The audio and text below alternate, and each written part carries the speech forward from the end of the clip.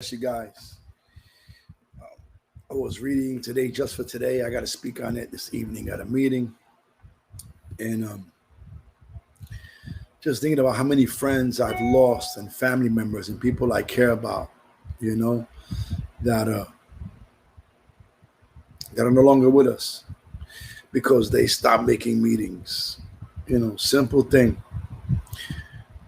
How long must I go? Is what today just for today is about.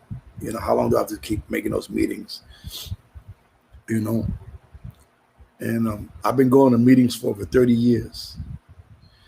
Over 30 years I've been going to meetings. And I am so grateful that God, in his sovereignty, he could have done whatever he wanted. He could have zapped me. He could have brought me to any other place. He could have done whatever he wanted. But in God's sovereignty, he brought me to 12-step meetings where there was a fellowship of people that were able to embrace me, to receive me, to understand me, to tolerate me and love me. And little by little, as I made meetings, my life got better. Little by little, I got a job eventually. I went to college, right? Who would ever thought about that? Who would thunk it, that I'm going to college? And my family wanted me back in my life, and I had children, and I started a business, and a lot of things started happening. I found a higher power, found God, and I started pursuing a relationship with God, and I started playing ball, sports activities, and going to different events. How long must I continue to go? I know a lot of people that get too busy for their recovery. They're too busy to make meetings. They become too spiritual now. They don't need meetings. Obviously I'm involved, very involved in my spiritual life, my spiritual world, my religious world, for lack of a better, word. I still make meetings. I got a wife, I got kids, I got grandkids. I still make meetings. I had a job. I had a business. I got a business. I do several things outside of the rooms of recovery. I do coaching. I do all types of stuff. Someone taught me a long time ago, never be so busy that you're too busy to make meetings. They said if you're too busy to make meetings, then check it out. You're too busy. Do something about it. And then someone else, I heard at a meeting, it was very powerful. They said that they have been clean like me now, but I wasn't then, for decades, and they got a family, and they got business and house and cars, and they're blessed with all these wonderful things, and that they made an arrangement with God. They made a deal with God that God would bless them in all these different ways on the one condition that they continue to make meetings. And the moment they stop making meetings, they would start losing all those things they got as a result of making meetings. And so, if you know me, I'm big on needing a higher power, needing a relationship with God, it needs to be active and vibrant, alive, and if not, different behaviors, different issues, defects, insecurities, control, all types of self-centered stuff. That just for today talks about the chronic self-centeredness, right?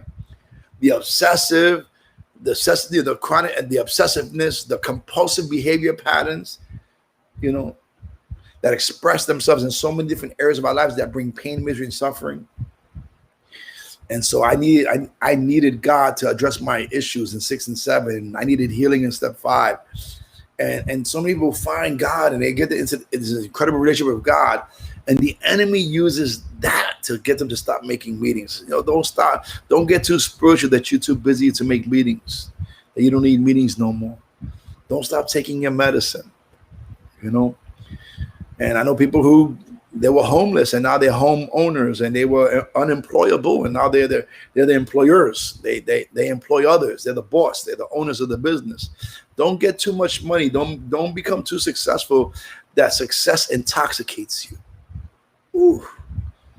Success can be intoxicating.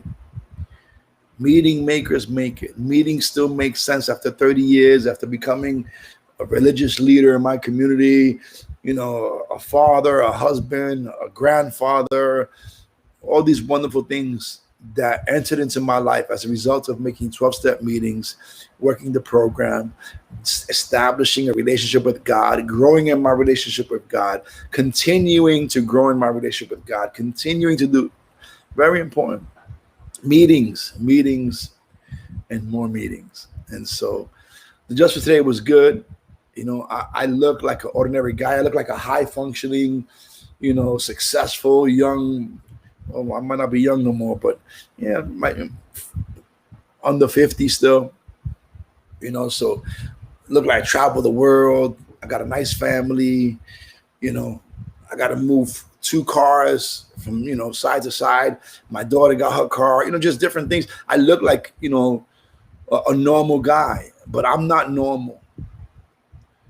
I know the issues I got. I know I got a dis-ease, and I got to address it, or it's going to address me. And ordinary people don't have to worry about such things. I do. People like me do. And I started making meetings, and I got clean. I wasn't able to get clean without meetings. They prayed over me, all this stuff. I couldn't get clean. I started making meetings. I got clean. Now, after getting clean, all these defects, all these issues, all these other things that pop up, right? Issues are like tissues. You take one out, and out comes another. So I love today. Just for today, that's why I'm coming live. I'm on Restream. I'm on YouTube. I'm on Facebook. Meetings still make sense after 30 years clean, after 30 years of recovery, being in recovery, being involved in a relationship with God and pursuing God, doing a lot of things all over the world, wonderful things. Meetings still make sense. How long do I have to go? Just for today. I remember they said, you know what? You only need one meeting a week. They used to say, you need one meeting a week. That's it. But you don't know what meeting that is. So you got to go every day to find it. It was something like that. I just need one a week. I don't know which one it is. So I got to go every day. So now on the platform, the virtual platform, there's no excuse. You can make a meeting from your car, from your home. There's so many things you could do. You can make meetings on virtual. You can make meetings in person. Those who make meetings regularly stay clean. Meetings reduce the shock of change, and on and on and on. So I'm an advocate of meetings. I go to meetings. I'm going to one today. I'm actually speaking on this topic on the Just for Today. How long do I have to go? So yeah, it just hit me. I was thinking about it. I'm not an ordinary person. I need to continue to treat this thing that I got, or it's going to mistreat me. So it says meetings give us the support and direction we need to recover from our addiction, allowing us to live the fullest lives possible. I don't want to just be abstinent. I want to experience recovery on different levels. There's new levels of intimacy to have with God. There's new levels of freedom. There's new levels of restoration. There's more people to serve and reach out to and let them know that if I got clean, they can get clean.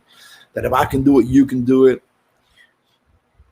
Just for today, I want to live and enjoy life. To do that, I will put my recovery first. Makes sense, man. God bless you guys. Love you. Raymond R. from Brooklyn, New York. 12-step member, committed to God, personal relationship with God, committed to serving as best as I can, reaching, loving, caring. My gratitude speaks when I care and I share with others. The 12-step way, right? You know the deal. So love you guys. God bless you. Please don't stop making meetings. One more thing. I remember I said, I asked my first sponsor, I said, I don't know about these meetings. I got to work. I got to go to school. I got this. I got to that. He says, yo, you're winning. He says, Raymond, he was an OTB guy, horse racing guy. He used to bet on the horses. He says, Raymond, you never switch horses in the middle of the race, especially when your horse is winning. And my horse is winning. Why would I want to switch up now? Make a weird left turn for no reason. I think I'm gonna keep making meetings. I'm gonna love on the new guys that come in who come from where I came from. I know I don't look like what I've been through, but man. So meetings, all types of different meetings, fellowshipping, identifying, sharing, listening. Yes. Love you guys. Raymond R, Brooklyn, New York. I'm gonna check out how this stream went.